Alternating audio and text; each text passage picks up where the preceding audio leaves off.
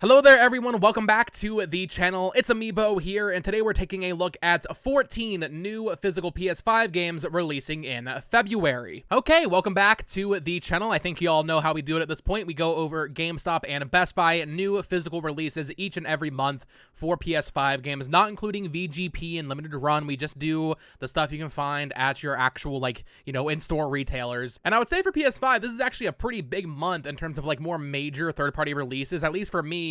There's a couple things on this list that I'm very, very excited for, games that I think may even be in the conversation for Game of the Year down the line. So quite a bit coming out in February, but let's go and start off here with Kingdom Come Deliverance 2. This is releasing on February 4th, so tomorrow when you're watching this video. There are 3 different versions for this. There's the $70 standard edition of the game. There's the $90 gold edition, which is actually sold out on GameStop right now. So if you want to find this, it might be a little bit harder to track down. This includes the expansion pass as well as some extra kits and a pre-order bonus. I believe the standard also includes that pre-order bonus if you pre-order at GameStop.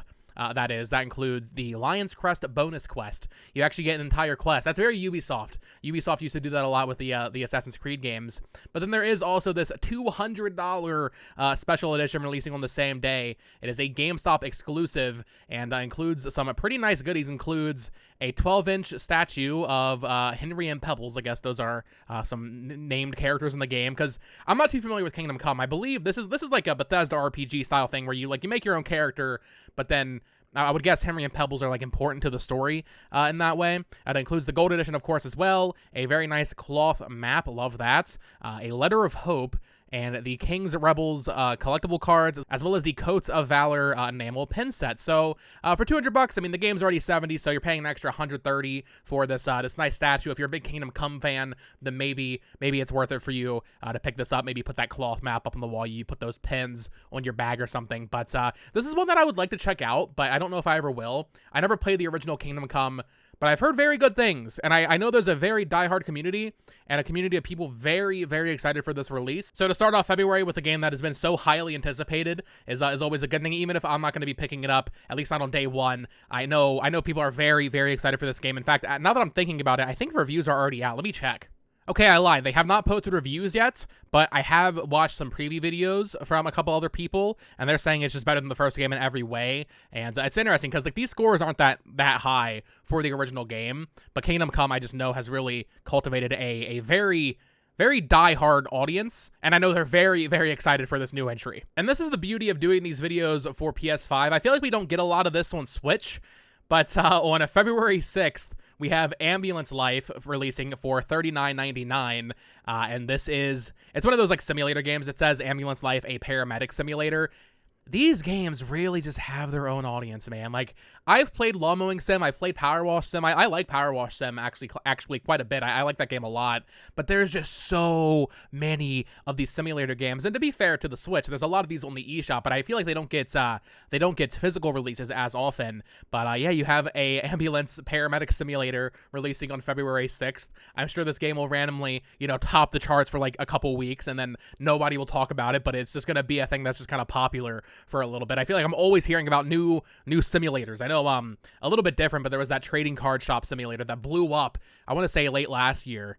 So every couple months there's a new simulator game that just takes off. Maybe Ambulance Life will be the next one. It says you can explore 4 unique districts and intervene at the scenes of the accidents, sometimes major catastrophes that can occur there.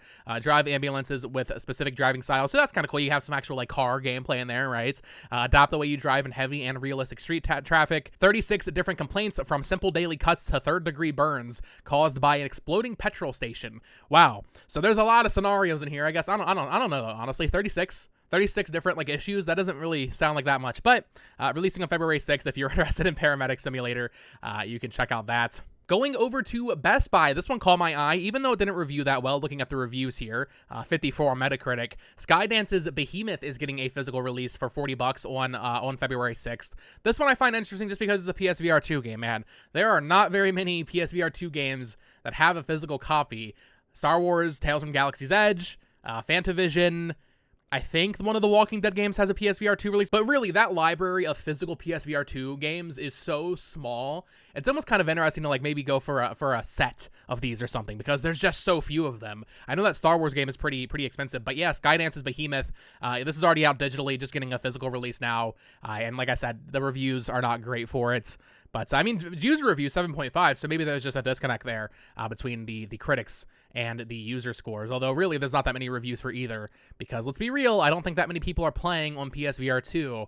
It's something that like, if I could get a PSVR 2 for like $200, I'd probably do it. I've tried PSVR 2. My roommate Caleb has one, but I'm not going to spend the $400, $500 it is right now to get one. I just don't think the software is there for me personally. I know PSVR 2 defenders will say like, oh, there's so much software, and that very well may be true, but there hasn't really been anything that makes me feel like I need to get one. Like, I got a PSVR 1 at launch. There were so many games from Sony, and for PSVR 2, it just feels like it's just been a bunch of random third-party stuff that maybe is very high quality, but it just isn't really speaking to me. But still, either way, cool that Behemoth is getting a physical for PSVR 2 fans. Once again, on the 6th, we have the Sid Meier's Civilization 7 Deluxe Edition for PS5 for $100.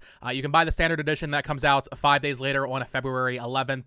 The digital deluxe version, obviously, you're kind of paying for that early access. You want that 5-day early access. But you also get some extra DLC packs, the Crossroads of the World Collection, which has post-launch content featuring 2 new leaders, 4 new civilizations, 4 new wonders, and a special cosmetic bonus, and more, as well as the deluxe content pack, which includes 2 leader personas, 4 profile customizations, and 1 alternate scout skin. And then if you pre-order at GameStop, you do get this this controller stand. We covered this in the Switch video yesterday, because this game is also coming to Switch. But if you're going to pre-order the game, I guess get it there. The issue is, I guess they want to do like a physical version of Civilization 7 on PC, but let's be real, the people that are going to play Civ 7, like the majority of those people are on PC. I feel like, maybe I'm wrong. If you're gonna pick up Civ 7 on PS5, let me know in the comments down below. I was saying in the Switch video, it's like, it's cool that Take-Two and 2K and Firaxis, like, it's cool that they're putting this on Switch. I can't even imagine how many people are playing it on Switch, and then I still can't imagine how many people are playing it on PS5, even though I'm sure it is many more, because I'm sure it'll run better and all that. But yeah, Civ 7, I've played a bit of Civ 5. I did like maybe one 12-hour game or something, you know? I don't really remember that much of it. I don't think it's really my thing, but I don't know, I was kind of into it. It's just a huge time sink. But yeah, Civ 7, this is a big deal, one of the bigger releases of the month for sure, even if it isn't maybe as appealing to a lot of like the, I don't know, core gamers, I guess we'll say. There's a very dedicated Civ audience, similar to like the simulator games. There's a very, very dedicated Civ audience, and this will no doubt be a smash hit.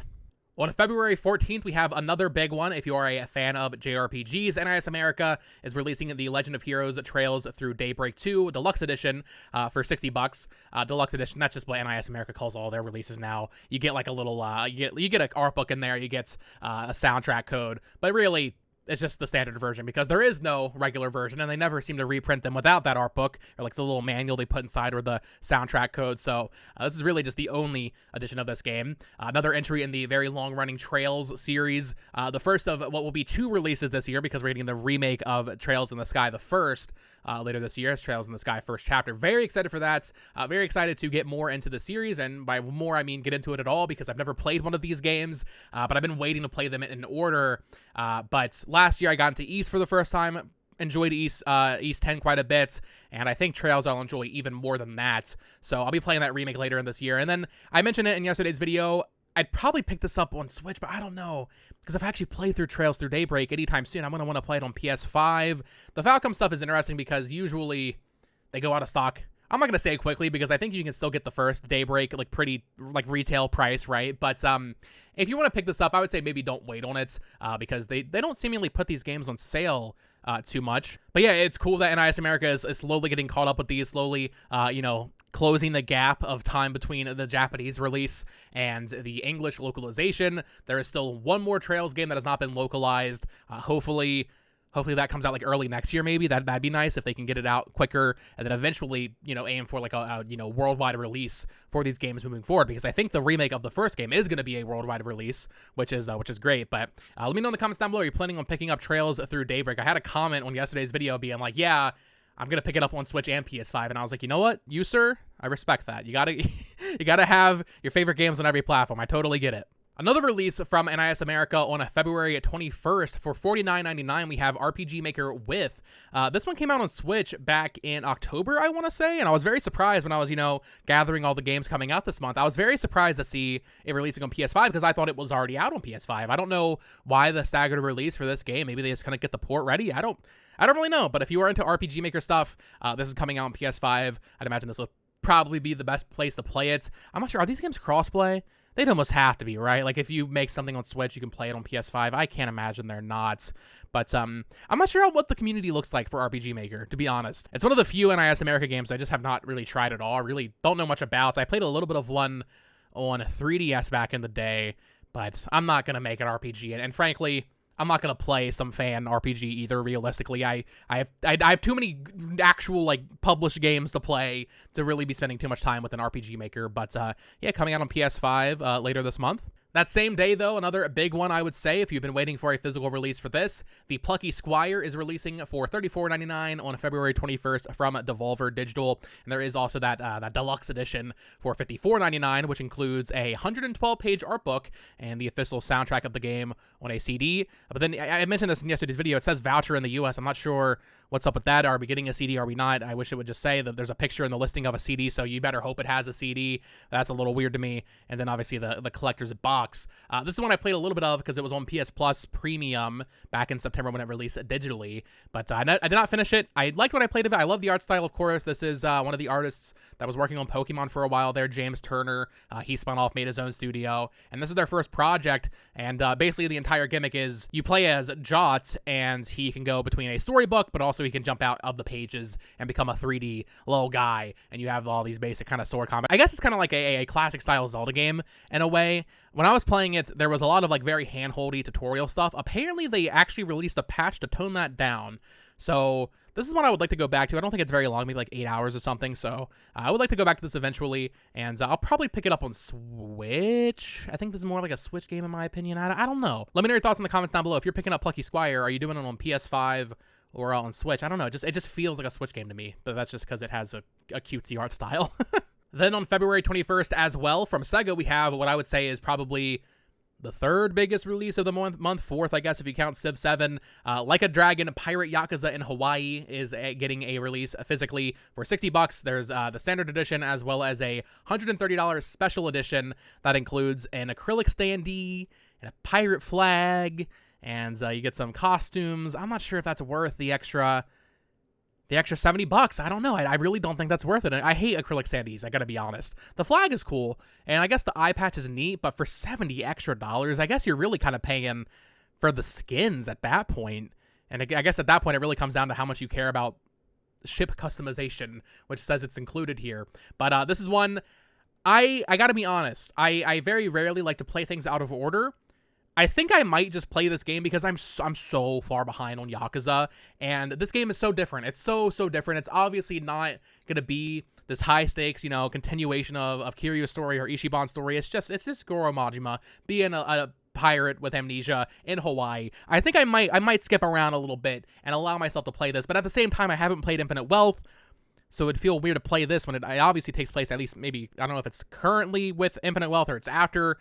I'm only on Yakuza Kiwami 2, man. I'm so far behind, but this game looks fantastic. Another actual beat-em-up style game. I love that they're just doing, the core entries are the RPGs now, but then you have these side games like a Dragon, Gaiden, the Man Who Erased His Name. These are the more standard, the traditional beat-em-ups that the series is known for. And Pirate Yakuza looks absolutely crazy. You have air combos now, which are new to the series. There's also ship combat from freaking Black Flag. This game looks really good. I watched the Like a Dragon Direct they did, and I was really surprised. I think this game looks absolutely fantastic.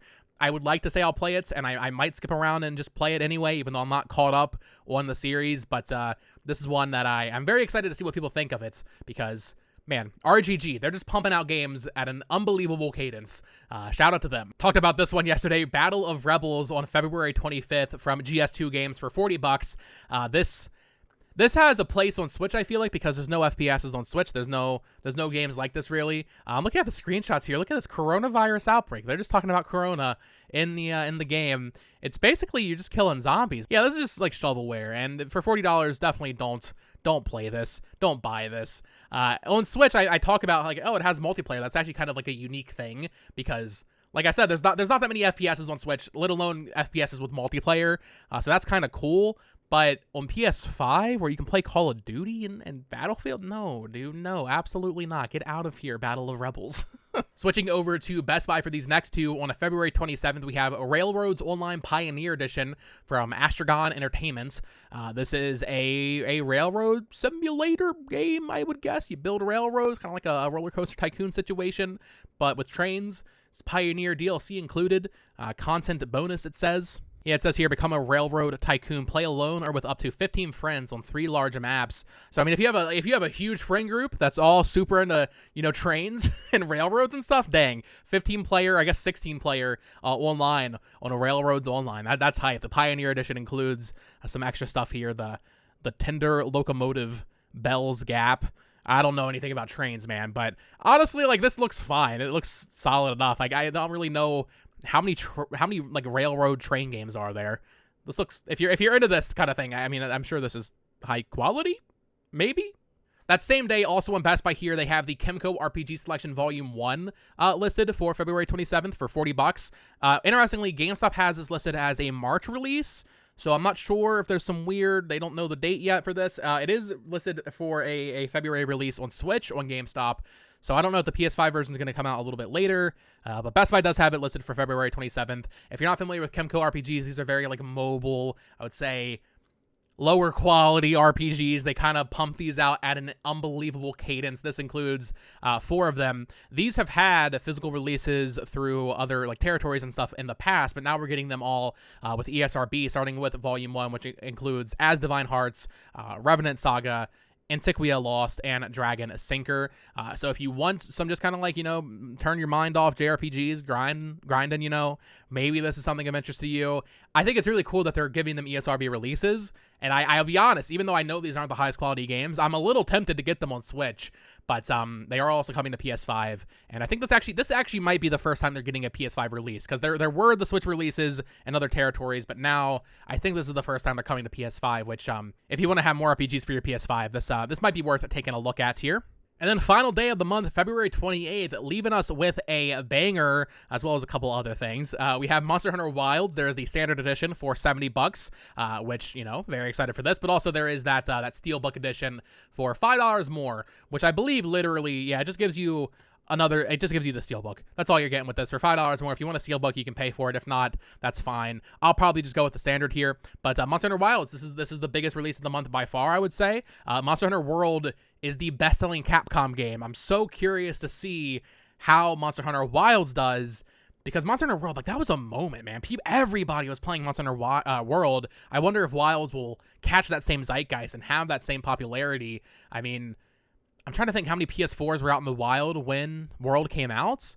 It had to have been a similar amount, I think. So there's a lot of PS5s out there now, and this does get a Switch 2 port later on. Maybe that'll definitely help it. But this one, I played a little bit of the beta. Didn't need to play much. Like, I know I'm going to be playing this on day one with some friends. So very excited to check out this. I don't know if it's going to be a game I put 10 hours in or 150. That'll just I'll play that by ear when we get there. But very, very excited for this. And, you know, Capcom, they put on a god streak recently, so I really don't think they're going to miss with this one. Maybe there'll be some performance issues or something, but in terms of the content here, I'm very excited to check out this game. That same day, though, we have Stories from Soul the Gundog from PM Studios for $34.99. Had never heard of this. It's described as a retro visual novel / graphic adventure. Almost reminds me of like the Codex calls in Metal Gear Solid. That's what they're called, right? Codex calls. I've not played Metal Gear Solid, so it reminds me of that. It has that very green aesthetic, but yeah, graphic novel adventure game, Stories from Soul the Gundog. Once again, kind of cool to just see random stuff like this gets a PS5 release, like physically. This is something that feels like a digital game, so for it to be getting a physical is pretty neat. And then finally, PGA Tour 2K25. If you're into golf, there's a new PGA Tour coming out. Are these actually annualized? I know for a while there they weren't doing them, but I feel like they had one last year. But yeah, this is coming out for $70. Surprised, at least not on GameStop, there's no like gold edition. There is a pre-order bonus at GameStop. If you pre-order it there, you get some extra cosmetics for your character. This is looking one of those things where I feel like I actually might like this. I don't watch golf, I don't play golf, but when they released the tennis game last year, I can't remember what it's called. The 2K tennis game. That was the first time they had done that for a while. I was actually like thinking like, dang, I feel like I would actually get into this and kind of like it.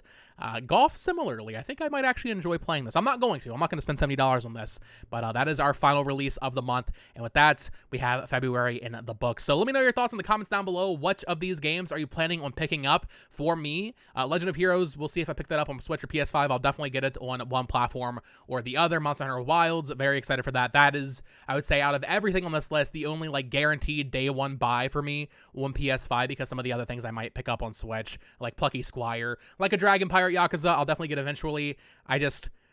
We'll see. It'll be based on the moment. Like if there's a Nintendo Direct next week and they, shadow drop Metroid Prime or something, then yeah, I'm not gonna have time for Pirate Yakuza. But if there's really nothing else going on, that might be the perfect like little time sink until Monster Hunter comes out a week later. So let me know what you're planning on picking up this month in the comments down below. Of course, subscribe here for more collecting content like this each and every month. And as always, subscribe to me on my other YouTube channel, Bo Talks Games, where I cover Nintendo news, and follow me on Twitter at Bo Talks Games as well. Until next time, folks, peace.